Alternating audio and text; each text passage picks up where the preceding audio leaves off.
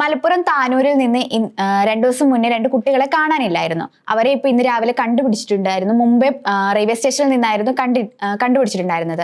അപ്പം ഈ ഒരു കേസ് നമ്മൾ പരിശോധിക്കുകയായിരുന്നെങ്കിൽ ഇവരുടെ കുടുംബ പ്രശ്നമാണ് എന്ന് പറഞ്ഞിട്ട് ഒരു ടോപ്പിക് വരുന്നുണ്ട്, അതാണ് എന്നും പറയുന്നുണ്ട്. അതോടൊപ്പം തന്നെ മറ്റു പല കാര്യങ്ങളും ഇതിന്റെ കൂടെ വരുന്നുണ്ട്.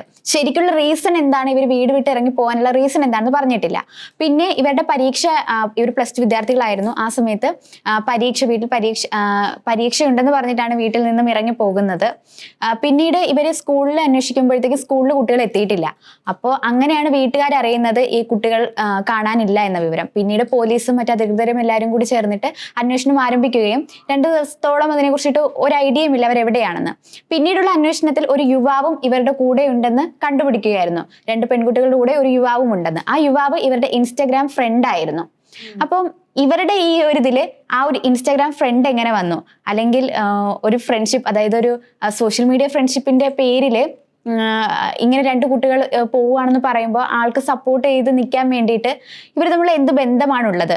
അല്ലെങ്കിൽ ഈ 2 പെൺകുട്ടികളാണ് പോയേക്കുന്നത്, അതിൻ്റെതായിട്ടുള്ള ഒരു ഉത്തരവാദിത്തം അല്ലെങ്കിൽ ആ ഒരു യുവാവും കാണിക്കേണ്ടതായിരുന്നു. എന്തുകൊണ്ട് ഇങ്ങനെയെല്ലാം സംഭവിക്കുന്നു? നമ്മുടെ കേരളത്തിൽ ഇപ്പോൾ ഒട്ടും പ്രതീക്ഷിക്കാത്ത കുറെ കാര്യങ്ങളാണ് സംഭവിച്ചുകൊണ്ടിരിക്കുന്നത്. പക്ഷെ അതിനകത്ത് യുവാവിനെ കുറ്റം പറഞ്ഞിട്ട് കാര്യമില്ലല്ലോ. കാര്യം ആ പെൺകുട്ടികൾ വിചാരിക്കണമായിരുന്നു ഇൻസ്റ്റാഗ്രാം ഫ്രണ്ടാണ്, അയാളെ നേരിട്ട് കണ്ടിട്ടില്ല, അയാളുമായിട്ട് ഇൻസ്റ്റാഗ്രാമിലൂടെ മാത്രം സംസാരിച്ചിട്ടുള്ള ഒരു ബന്ധം മാത്രമേ ഉള്ളൂ. അപ്പൊ അയാള് എന്താണ്, വ്യാജനാണോ? ഇപ്പോൾ ഫേക്ക് ID വെച്ച് വരെ ഇൻസ്റ്റാഗ്രാം പ്രൊഫൈലുകളുണ്ട്. ആ ഒരു സാഹചര്യത്തിലും ഇൻസ്റ്റാഗ്രാമിലുള്ള ഒരു ബന്ധം വെച്ച് ഇറങ്ങി പോവാന്ന് വെച്ച് കഴിഞ്ഞാലും അയാളെ കുറ്റം പറഞ്ഞിട്ട് കാര്യമില്ലെന്ന് എനിക്ക് തോന്നുന്നത്. ആ പെൺകുട്ടികളുടെ മിസ്റ്റേക്ക് ആയിട്ടാണ് പറയാൻ പറ്റുള്ളൂ. കാര്യം പെൺകുട്ടികൾ എന്തിന്റെ ഉറപ്പിലാണ് ഇറങ്ങിപ്പോകുക എന്നുള്ളതാണ് ഫസ്റ്റ് ക്വസ്റ്റ്യൻ മാർക്ക്. അതാണ് ചോദിക്കുള്ളൂ ആദ്യമേ. അതെ, അതവിടെ ഒരു വളരെ വാല്യുബിൾ ആയിട്ടുള്ള ഒരു ക്വസ്റ്റ്യൻ തന്നെയാണ്. പക്ഷെ അതിനോടൊപ്പം തന്നെ ഇവരൊരു 18 വയസ്സ് 17 വയസ്സ് പ്രായം കാണുള്ളൂ. അവർക്കൊരു മാതൃകയാവേണ്ടത്, അല്ലെങ്കിൽ കുറച്ചും കൂടി ഏജ്ഡ് ആയിട്ടുള്ള ആളായിരുന്നു കുറച്ചുകൂടി പറഞ്ഞു കൊടുക്കേണ്ടത്. അല്ലാതെ കൂടെ ഫ്രണ്ട് എന്ന് പറയുന്ന ആൾക്ക് ഏകദേശം എത്ര വയസ്സുണ്ടെന്ന് എന്തെങ്കിലും വെളിപ്പെടുത്തിയിട്ടുണ്ടോ? എനിക്ക് തോന്നുന്നു എന്തായാലും അവരെക്കാളും കുറച്ചും കൂടി വയസ്സ് കൂടുതലുള്ളവരാണ്. അങ്ങനെ നമുക്ക് വ്യക്തത ഇല്ലാത്തടത്തോളം അയാളെ കുറ്റപ്പെടുത്താൻ പറ്റില്ല. കാര്യം അയാള് ഇൻസ്റ്റാഗ്രാം ഫ്രണ്ട് അവരെക്കാൾ മൂത്തതാണോ, അവരെക്കാൾ മുതിർന്ന ആളാണോ എന്ന് നമുക്ക് വ്യക്തതയില്ല. അവരെക്കാൾ മുതിർന്ന ഒരാളാണ്, ഒരു 30 വയസ്സ് അല്ലെങ്കിൽ 25 വയസ്സിന് മേലുള്ള ഒരാളാണെങ്കിൽ നമുക്ക് ഓക്കെ സമ്മതിക്കാം ഈ ഒരു പ്രസ്താവന. അല്ലാത്ത പക്ഷം നമുക്ക് എന്തായാലും ആദ്യം എല്ലാവരും പറയുന്നത് പെൺകുട്ടികളെ തന്നെയായിരിക്കും. കാര്യം പെൺകുട്ടികളെ എന്തിന്റെ ഉറപ്പിലാണ് ഒന്നും അറിയത്തില്ലാത്ത ഒരാളുടെ കൂട്ടത്തില് ഇൻസ്റ്റാഗ്രാമിലൂടെ ഉള്ളൊരു ബന്ധം വെച്ച് ഇറങ്ങി പോയത് എന്നാണ് ഫസ്റ്റ് നമ്മൾ ചിന്തിക്കുള്ളൂ, അല്ലേ? അതങ്ങനെ തന്നെ ചിന്തിക്കുള്ളൂ. അപ്പൊ ഇതിനകത്ത് എനിക്ക് തോന്നുന്നത് പെൺകുട്ടികളുടെ ഭാഗത്ത് തന്നെയാണ് മിസ്റ്റേക്ക്. മാത്രമല്ല, ഈ പെൺകുട്ടികള് പണമായിട്ടാണ് പോയത്. വീട്ടിൽ നിന്ന് പണം എടുത്തുകൊണ്ട് പോയി സലൂണിലെല്ലാം പോയി, ബ്യൂട്ടി പാർലറിലൊക്കെ പോയി മുടി സ്ട്രെയിറ്റ് ചെയ്യുകയും മറ്റു ദൃശ്യങ്ങളെല്ലാം നമുക്ക് കിട്ടിയിരുന്നു. 10,000 രൂപയോളം സലൂണിൽ ഇവര് ചിലവഴിച്ചിട്ടുണ്ട്. ആ സലൂണിലെ ആൾക്കാരോട് പറഞ്ഞത്, എനിക്ക് ഫ്രണ്ട്സിന്റെ കല്യാണമുണ്ട്, അതിന് വേണ്ടിയിട്ടാണ് വന്നേക്കുന്നത് എന്ന രീതിയിലായിരുന്നു അവിടെ വ്യാജേന പറഞ്ഞിരുന്നത്. ഇവരൊക്കെ എന്തോ ഒളിപ്പിക്കുന്നുണ്ട് യഥാർത്ഥത്തില്. ശരിക്കും എനിക്ക് തോന്നുന്നു വീട്ടിലെ പ്രശ്നമാണെന്ന് പറഞ്ഞതിന് ശേഷവും അത്രയും പ്രശ്നമുള്ള ഒരാള് വീട്ടിൽ നിന്ന് പണമെല്ലാം എടുത്തിട്ട് പിന്നെ അത് കൊണ്ടുപോയി വെറുതെ കളയുന്ന ഒരു അവസ്ഥയിലേക്ക് വരുമ്പോ അവർക്ക് പിന്നെ ഇങ്ങനെ സർവൈവ് ചെയ്യുമെന്നൊരു ക്വസ്റ്റ്യൻ ഇവിടെ ഉണ്ട്. വീട്ടിലെ പ്രശ്നമാണെന്ന് അവര് പറയുന്നുണ്ടോ? അതായത് കുടുംബത്തിലെ പ്രശ്നം കാരണമാണ് വീട്ടിലേക്ക് പോകാൻ താല്പര്യമില്ല എന്നുള്ള രീതിക്ക്. അതെ, തുടക്കത്തിൽ അങ്ങനെ പറയുന്നുണ്ടായിരുന്നു. വീട്ടുകാരുടെ, അതായത് നാട്ടിലേക്ക് ഞങ്ങൾ വന്നാലും വീട്ടിലേക്ക് പോകാൻ അവർക്ക് താല്പര്യമില്ലെന്നാണ് ഇപ്പൊ പ്രകടിപ്പിച്ചിരിക്കുന്നത്.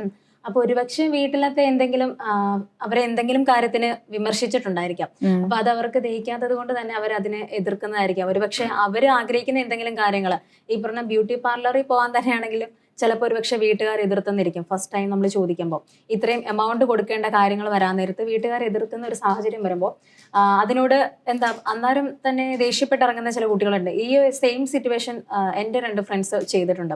അതിന്റെ ഒരു പശ്ചാത്തലത്തിൽ പറയാം, ഞാനൊരു +2 പഠിക്കുന്ന ഒരു ടൈമിൽ എൻ്റെ ക്ലാസ്മേറ്റ്സ് 2 പേര് ഇതുപോലെ ഇറങ്ങിപ്പോയിട്ടുണ്ട്. ആ ഒരു സമയത്ത് ക്ലാസ്സിൽ ചെല്ലുമ്പോൾ പിറ്റേ ദിവസം ക്ലാസ്സിൽ ചെല്ലുമ്പോൾ അതിന്റെ തലേ ദിവസം വരെ ഒരുമിച്ചിരുന്ന് പഠിച്ചിട്ട് പോയ 2 പേരും പിറ്റേ ദിവസം ക്ലാസ്സിൽ ചെന്നപ്പോൾ അവർ 2 പേര് മിസ്സിംഗ് ആണ്. ക്ലാസ് ടീച്ചർ ഉൾപ്പെടെ പറയുന്നു ഇന്ന 2 ആൾക്കാർ ഇവിടെ ഇല്ല എന്നുള്ളതും. അപ്പോൾ പിന്നീടുള്ള അന്വേഷണങ്ങളില് ഇവര് റെയിൽവേ സ്റ്റേഷനിൽ ട്രെയിൻ കയറി പോകുന്നതും മുംബൈക്ക് പോകുന്ന ട്രെയിനാണ് കയറിയെന്നൊക്കെ മനസ്സിലായി. ഇവരും ഇതേപോലെ മുംബൈയിലേക്കാണ് പോയത്. വീട്ടിൽ നിന്ന് പണമൊക്കെ എടുത്തിട്ടാണ് പോയത്. അത് നമ്മൾ ഒട്ടും പ്രതീക്ഷിക്കാത്ത 2 വ്യക്തികളായിരുന്നു. അവരെ പോയിട്ട് ഇവിടുന്ന് ട്രെയിന് പോയി അവരെ അവിടുന്ന് പ്ലെയിനാണ് തിരിച്ചു കൊണ്ടുവന്നത്. അപ്പോ ഈ ഒരു വിഷയം വന്നപ്പോ ഫസ്റ്റ് ഞാൻ അവരെ പറ്റിയാണ് ആലോചിച്ചത്. കാര്യം ഇവിടുന്ന് ട്രെയിന് പോയി അവര് ഫസ്റ്റ് ടൈമാണ് അവര് പ്ലെയിനിൽ കയറുന്നത്. അത് അവർക്കൊരു ഓപ്പർച്യൂണിറ്റി കിട്ടിയിരിക്കുകയായിരുന്നു, ട്രെയിനിൽ പോയിട്ട് പ്ലെയിനിൽ വരാനുള്ള ഒരു ഓപ്പർച്യൂണിറ്റി. ആ ഒരു എനിക്ക് അത് വെച്ച് നോക്കുമ്പോൾ നമ്മുടെ പക്വതക്കുറവാണ് ഇതിനൊക്കെ ഒരു മെയിൻ റീസൺ ആയിട്ട് എനിക്ക് തോന്നുന്നത്. അല്ലാതെ ഇപ്പൊ വീട്ടുകാരെന്തെങ്കിലും പറഞ്ഞെന്ന് വെച്ച് വീട്ടിലോട്ട് പോകാൻ താല്പര്യം, ഒരുപക്ഷെ എന്തെങ്കിലും റീസൺ കാണുമായിരിക്കും.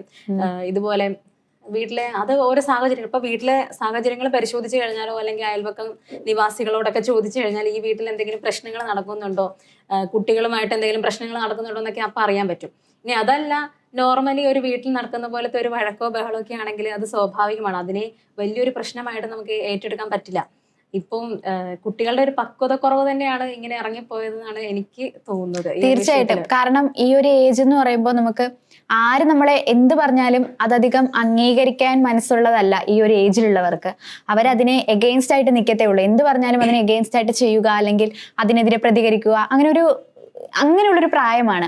അപ്പൊ അവരെ എന്തിനെങ്കിലും ശാസിക്കുക, എന്തേലും പറഞ്ഞതിന്റെ പേരിലായിരിക്കണം ഇത്തരത്തിലൊരു കാര്യം ചെയ്തിട്ടുണ്ടാവുക. പക്ഷെ ഇവര് രണ്ടുപേരും പോയത് വളരെ വലിയൊരു തെറ്റ് തന്നെയാണ്. കാരണം നമ്മുടെ സമൂഹത്തിൽ നടക്കുന്നത് നമുക്ക് പറയാൻ പറ്റാത്ത, അല്ലെങ്കിൽ നമ്മൾ പ്രെഡിക്റ്റ് ചെയ്യാൻ പറ്റാത്ത കാര്യങ്ങളാണ് ഇവിടെ നടന്നുകൊണ്ടിരിക്കുന്നത്. ഏത് സമയത്ത് എന്താ നടക്കാന്ന് പറയാൻ പറ്റാത്ത സ്ഥിതിയിലാണ്. ആ ഒരു സമയത്താണ് ഇങ്ങനെ രണ്ട് പെൺകുട്ടികൾ ഇതുപോലെ പോയിരിക്കുന്നത്. പക്ഷെ നമ്മൾ ഏറ്റവും എടുത്തു പറയേണ്ടത് അവരെ കണ്ടുപിടിക്കാൻ വേണ്ടിയിട്ട് അത്രയും ഊർജ്ജത്തോടെ നിന്ന പോലീസിനെ കുറിച്ചിട്ടാണ്. അവര് പിന്നീട് കണ്ടുപിടിച്ചത് ഇവരുടെ ഫോണിന്റെ ടവർ നോക്കിയിട്ടായിരുന്നു കണ്ടുപിടിച്ചിട്ടുണ്ടായിരുന്നത്. തുടക്കത്തിൽ ഫോൺ ഇവർ രണ്ടുപേരും ഓഫാക്കി വെച്ചിട്ടുണ്ടായിരുന്നു. പിന്നീട് ഇവര് പുതിയൊരു സിം ഈ ഒരു ഫോണിൽ തന്നെ ഇടുന്ന സമയത്തായിരുന്നു ഇവർക്ക് ടവർ ലൊക്കേറ്റ് ചെയ്തിട്ട് ഇവരുടെ അടുത്തേക്ക് എത്താൻ പറ്റിയത്. പുലർച്ചെ 1:45 മുംബൈയിലെ റെയിൽവേ സ്റ്റേഷനിൽ നിന്നും ഇവരെ കണ്ടു കിട്ടിയിട്ടുള്ളത്.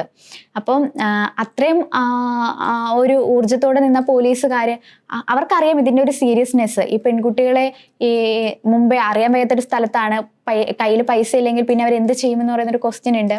പിന്നെ അതായത് ആ പൈസ തീരുന്നിടത്തോളം വരെയുള്ളൂ ഇത്രത്തോളം ഉള്ള ആ ഒരു ചോരത്തിളപ്പം. അതെ, അത് കഴിയുമ്പോൾ അതങ്ങ് തീരും. നേരെ തിരിച്ച് വീട്ടിലോട്ട് വരണം എന്നുള്ളൊരു ചിന്താഗതി തന്നെ വരും. കയ്യിൽ ഫസ്റ്റ് പണം ഇരിക്കുന്ന സമയത്ത് നമുക്ക് കോൺഫിഡൻസ് ആണ്, എന്തും ചെയ്യാം, ഇനി അങ്ങോട്ട് നമ്മുടെ ഒരു പാതയിലൂടെ നമുക്ക് ജീവിക്കാം, നമ്മൾ ഉദ്ദേശിക്കുന്ന രീതിക്ക് പോകാം എന്നുള്ള ഒരു കോൺഫിഡൻസ് ഉണ്ടാവും.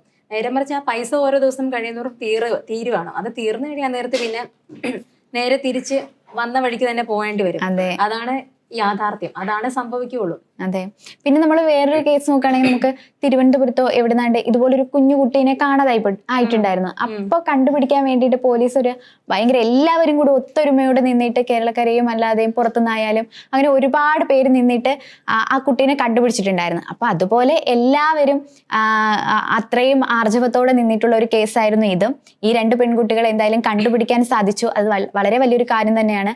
ഇതുപോലെ ആരെങ്കിലും കാണാനോ അല്ലെങ്കിൽ ആരാധന മൂത്ത് പോയിട്ടുള്ളവരൊക്കെ ഒരുപാട് പേരുണ്ട്. അപ്പൊ സോഷ്യൽ മീഡിയ പൂർണ്ണമായിട്ടും വിശ്വസിക്കാതിരിക്കാം. ഇപ്പൊ ഇൻസ്റ്റാഗ്രാമിലാണെങ്കിലും ഫേസ്ബുക്കിലാണെങ്കിലും ഒക്കെ ഫേക്ക് ഐഡീസ് ഒരുപാട് വരും. അപ്പോൾ അവരുമായിട്ട് ഒരുപാട് ആത്മബന്ധം തോന്നുന്നു എന്ന് വിചാരിച്ച് ലവേഴ്സ് ആക്കാനും അതുപോലെ തന്നെ ബെസ്റ്റ് ഫ്രണ്ട് ആക്കാനും നാളെ അവരുമായിട്ടൊരു ട്രിപ്പ് പോകാനും ഇറങ്ങിപ്പോകാനും ഒന്നും കുട്ടികൾ തയ്യാറാവാതിരിക്കുക. ചിന്തിച്ചിട്ട് ഫാമിലി തന്നെ നമ്മുടെ കൂടെ ഉണ്ടാവുള്ളൂ. അപ്പോൾ ആ ഒരു രീതിക്ക് ചിന്തിച്ചിട്ട് എന്താന്ന് വെച്ചാൽ ചെയ്യുക. ഈ ഒരു കേസിൽ ഏതാണ് ഇപ്പൊ ഫാമിലിയുടെ ഭാഗത്ത് മിസ്റ്റേക്ക് ഉണ്ടോ എന്നുള്ളത് കൃത്യമായിട്ട് വെളിപ്പെടുത്തിയിട്ടില്ല. എന്തായാലും അതിന്റെ ബാലൻസ് നമുക്ക് നോക്കാം. ഇനി അതിന്റെ വിശദാംശങ്ങൾ വരുന്നുണ്ട്. അതനുസരിച്ച് നമുക്ക് ഇതിന്റെ ഏത് രീതിക്കാണ്, ഇപ്പൊ കുട്ടികളുടെ ഭാഗത്താണോ അതോ ഫാമിലിയുടെ ഭാഗത്താണോ മിസ്റ്റേക്ക് എന്നുള്ളത് ആ ഒരു സമയത്തെ കൃത്യമായിട്ട് പറയാൻ പറ്റുള്ളൂ. എന്നിരുന്നാലും സമൂഹ മാധ്യമങ്ങളെ കണ്ണടച്ച് വിശ്വസിക്കാതിരിക്കുക. അതാണ് ഈ ഒരു വിഷയത്തിൽ പറയാനുള്ളത്.